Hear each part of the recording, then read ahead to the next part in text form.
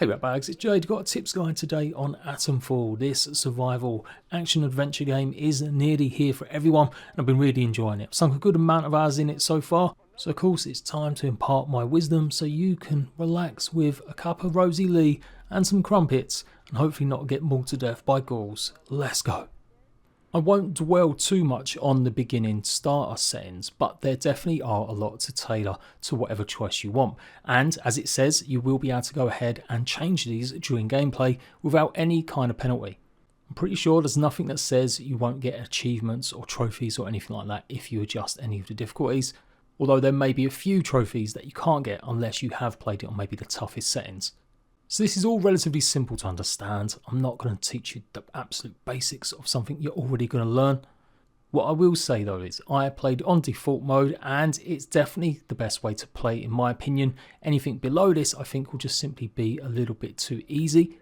Of course you play how you want, but you definitely notice a difference in terms of not being handheld.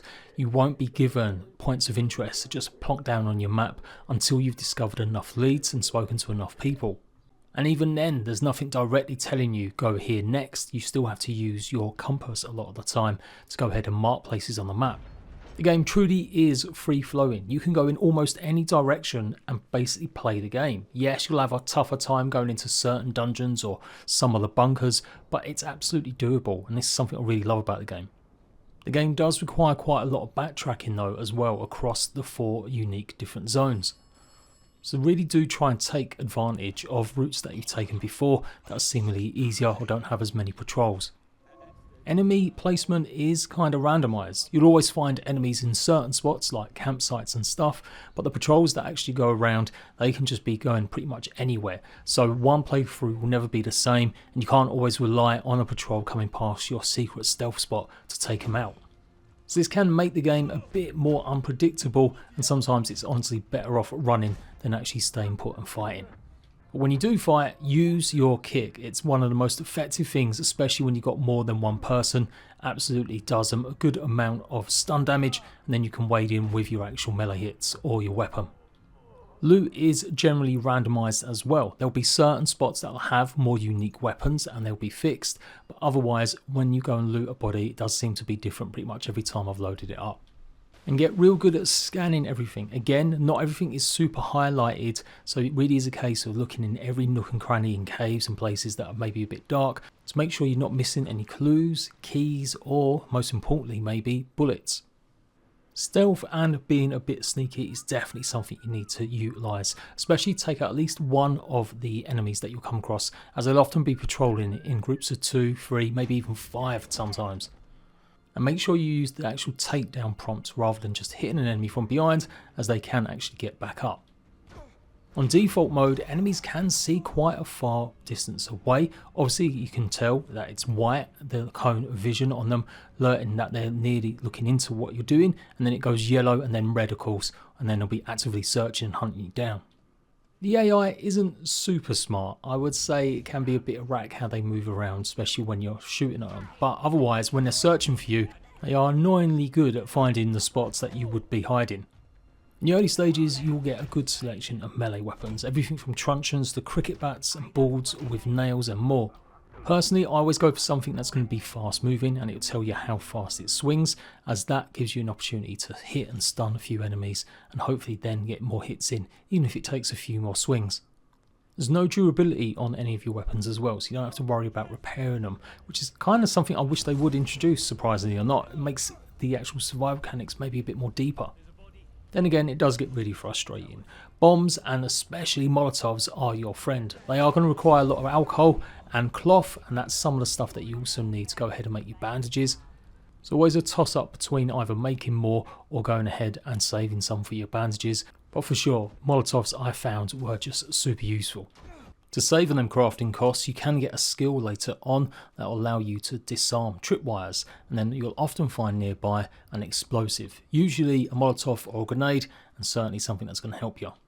Take good aim also, even with melee. If you throw a weapon at an enemy and hit them in their weak spots, normally the head, that can still do more damage, so I've found later on in the game. And when you've got a gun, absolutely aim for the head and you can normally take down the most toughest of enemies with just one shot. It's also really satisfying shooting someone that might have a Molotov on them, because if they drop it, as you saw there, they'll pretty much set themselves on fire. So bullets are scarce, but as I said, as long as you're switching actual guns, quite often when you come across them, basically having always one of a shotgun, some sort of rifle and a pistol, found I've never got to the point where I just didn't have a bullet in any of my guns. Maybe again that is down to the direction I took, that maybe gave me a bit more options to find some of this stuff. But without doubt, one of the best weapons in the game is your bow. Exactly like a gun, if you get a headshot, it will take them down in one hit. And while it's obviously slow to draw back the actual string, it's definitely something I recommend. You can take on enemies a lot more silent and deadly without alerting everyone, utilising it, and time again, it was the weapon I used over and over. So exploring the 4 zones, you've got Slatendale, which is going to be the start zone. It's basically a large quarry with some hills around it. It's got a fair few bunkers to go and investigate and some ruins, and definitely worth your time, especially with some of the weapons and gear that you can find. But if you want to get your bearings a bit more, maybe go and talk to some of the more friendlier, maybe suspiciously locals, then you need to head to Wyndham Village. It's filled with NPCs to gain leads as well as foraging opportunities, especially for a lot of food, which heals you. It won't generally heal you as good as an actual proper bandage or other items, but definitely you can stock up on it. The whole village is under the rule of protocol, basically the army that have set up camp here. So they won't necessarily go and shoot you unless you do any damage to them. They won't take too kindly for you exploring some of the houses that maybe are off limits. If you're more of a company man and like the idea of siding with the army, then you can pick up a good few quests and leads and basically go through this faction. Definitely a bit more investigative work needed when going through this part of the world. You've then got ATOMFALL Woods, which is probably where you're going to be a big chunk of the game, as it's got a lot of the stuff that you'll be doing in the early stages, but it's definitely a bit more dangerous than the quarry. Filled with outlaws, druids, and a lot of places, points of interest, dungeons to go and explore. Nothing to look out for in ATOMFALL Woods more than some of the other areas are these swarm of radioactive bees or wasps. Take them down from distance so that you can get close to maybe some loot, or utilise them by triggering them and running into a group of enemies. If you do it in the right way and lead them on, they'll actually take down a lot of the patrols. You see me picking up a special gun here. There are set locations as I mentioned, and I'll definitely be doing a guide for all of these. So for sure, explore the gardening centre to go and pick this bullpup rusty pistol early. These zones are all interconnected by various either big doorways and gateways or maybe sewers, and are not always directly listed or even shown on the map. To go from Slatendale to the village, it's not actually listed anywhere on the map. Instead, you just got to pay attention and look at the door as you're coming up to it. Worth noting, when I left a zone and came back in, even only briefly to go and look in a dungeon, I did find that some of the bodies I'd left with some loot on it had actually disappeared. So make sure you really try and take everything you want before leaving that zone. Patrols will come back and you will find them more frequently going through each area. So you've always got more opportunities to take on enemies to hopefully get more resources. The 4th zone, Skeffmore, is definitely a more challenging area for sure. This is where you'll find soldiers that will shoot you on sight, as well as the barred robots, which are extremely challenging. As you imagine though, this is also a place where you'll find maybe more advanced loot. You'll generally find at least one NPC or a trader on each one of these zones, so it's definitely worth exploring and finding leads to follow up on. But be warned, you can actually go ahead and kill anyone in this game, so you might not necessarily want to pop a bullet into a trader. It doesn't look like their items actually respawn, so maybe if you want to be a bit disruptive, you could try trade in to get an item and then kill them afterwards to get what other loot they have. Don't forget, you can always reload your last save if you accidentally pop a bullet in someone. So you want something from them? Well, you're going to have to give them some of your stuff. There is no money in the game. Your bandages and bullets won't really amount to much, nor even bombs or certain weapons. What they do all tend to appreciate though is things like medkits. It's quite a few times a medkit seemed to be much more valuable than anything else I normally had. As well as some of the more advanced tonics in the game that you can either craft eventually or find that give you resistance to either melee, just general damage, fire, poison and radiation. For sure, any opportunity to get new skill books, make sure you go and get it. We'll cover that in a bit more detail in a second, but it's still worth noting with traders that when you do complete a successful trade, they sometimes will take a bit more trust in you and give you maybe more clues or definitely leads to follow up. And maybe not technically regarded as a full zone, the interchange I would say definitely quantifies. It's a huge labyrinth of doorways that you'll have to power up eventually using some atomic batteries, and that's a big part of the core game, is finding special batteries to go ahead and unlock new sections. This is also where you might come across the biggest dangers in the game, including the ghouls as well as some of the barred robots. I'll have a bit more of an advanced guide on some of these for sure, but effectively with the ghouls, definitely Molotovs are your friend, or pretty much anything that goes boom. You can normally at least get them in one go, especially if they're routed to where they normally are in their routes. They do have quite long range attacks that can really do a lot of damage, so it's not even a case of being too far away from them, but yeah, clearly you don't want them wailing on you too close either. And while you can go and explore the interchange and some of these other bunkers much earlier, it definitely is advisable to make sure you try and find a battery first, otherwise you'd be doing a lot of backtracking. The interchange does work as entrance and exit points to a whole bunch of the other zones, so you will be spending a lot of time running through the corridors and stuff and trying to work out how to get into the next area. So obviously pay attention to the small holes that you can crawl through, any ladders, and especially any bodies you find to hopefully get keys and special key cards. You're not always safe when you go back into an area either. Some of the patrols do come into some of the zones where you enter and exit, so it's always bearing in mind to be ready. And as for the other major danger, yeah, the barred robots will literally do you in pretty much a few hits, so you can't really take a good line of fire in front of them. But they are weak. If you shoot directly into their glass, you then get an opportunity to go and disable them by removing a battery, and this is actually something I really wish I knew a bit earlier. You have to be quick because you've got limited time before you then have to go ahead and shoot them in the glass dome again. And it might take you substantially longer if you don't have an upgraded gun like I have. Also beneficial is, yes, improving your skills. So there are 4 main skill trees, and they're pretty light to be honest. It's not a full-blown RPG game. Ranged, melee, survival and conditioning.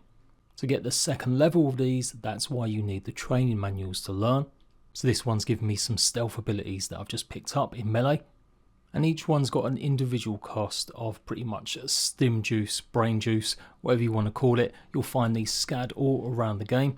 Although not that many in the quarry, definitely worth exploring Casterfell, especially to go and get a lot more. And it's really typical stuff, like make less noise taking someone from behind, maybe having less sway with aiming guns, do more damage with thrown objects. I will be doing a separate guide on where to find all of these skill books to learn more, so make sure you look out for that. Various parts of the world and dungeons will have environmental factors to consider, hence why you might need some of them tonics that give you some resistance. There's a specific one that gives you resistance against spores, not to be confused with radiation or poison. But it doesn't give total resistance, you still have to be a bit quick when going through some of these areas. Triggering these pods from afar is your best bet. There's a whole host of different swarms and critters that will attack you as well, including infested rats, leeches, and maybe even some crows and bats. For the most part, you'll have to get your melee weapon out or make sure you're stamping on them using the LB L1 button. Otherwise, you're going to have to play the floor as lava to avoid some of these. Although if you've got a bait bomb or some extra molotovs, that might also help do the trick. You can find duplicate recipes for certain things, especially like makeshift grenades, either buying it from traders or out in the world, so that's something to bear in mind. And in the extras, you might be able to go ahead and trade with a trader. So you're unable to go ahead and craft bullets, but you can go ahead and upgrade your guns. And this is definitely something I wish I'd known a bit earlier because, quite frankly, I bypassed a bunch of them, mainly because of space issues. But if you have 2 of the same type of gun, you can effectively, once you get enough resources, upgrade it to the stock version. It will generally give it a bit more of a damage boost or more accuracy.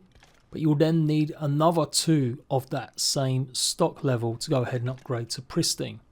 So what that means is you'll need 4 of the same type of gun to go ahead and get its best version by upgrading. That's why things like gun oil are really important and maybe not as free flowing in finding out in the world. So you might want to choose carefully about what guns you actually upgrade. And some of the more special guns, they're definitely going to be a bit tougher to find some of them until again late game. You'll have rusty pistols and one-shot shotguns coming out of your ears, but there is a double barrel available and a host of other semi-automatic rifles and pistols. So think carefully about what gear you take with you on an explore in case you need to make room for a whole bunch more. Two-handed guns you won't be able to go ahead and just put in your inventory. You can only carry them in one of your 4 actual slots. Inventory management is an absolute pain. While you can upgrade how many resources you can carry, it doesn't seem to be a way to actually add extra slots for your actual gear and weapons and stuff. So you will have to use these pneumatic little tubes, and you'll find them in a variety of different bunkers and certain locations where you can basically just store stuff. So yes, bring as many of the spare guns as you can, just in case you do decide to upgrade them in the future. But obviously once you've got the ultimate version, the pristine, then you won't necessarily need any more of that particular gun, which means you can move on to the next one to go ahead and upgrade. There is a heart rate monitor, and it's meant to make your aiming less maybe stable the higher your heart is pumping. I do feel like this mechanic should have been maybe fleshed out a bit more, as honestly it didn't really feel like it debilitated me that much. So I wouldn't pay too much attention to anything that's going to necessarily boost your heart rate. You do find teas that can actually steady it for a bit longer, keeping it a bit low, and maybe some skills that will give you more damage while your heart rate is low. But otherwise it seems like a bit of a wasted mechanic. Do pay attention also to the loot that you can find with your metal detector. There's often chances to find more of these, so if for some reason you dropped it and can't remember where you left it, don't worry, some enemies will have some on them. And while you find generally some resources, some of the places that you dig up will have specific special loot depending on what leads you might have come across or if you've just stumbled upon it. So don't ignore it. If it beeps, find out exactly what is there under the dirt. I think that's going to probably much do you for now. Hopefully the video has helped you out. I'll have much more detailed guides, like I said, on a bunch of stuff I've mentioned today. So make sure you look out for them in the coming weeks. And I'll see you right back some more ATOMFALL soon. Bye bye.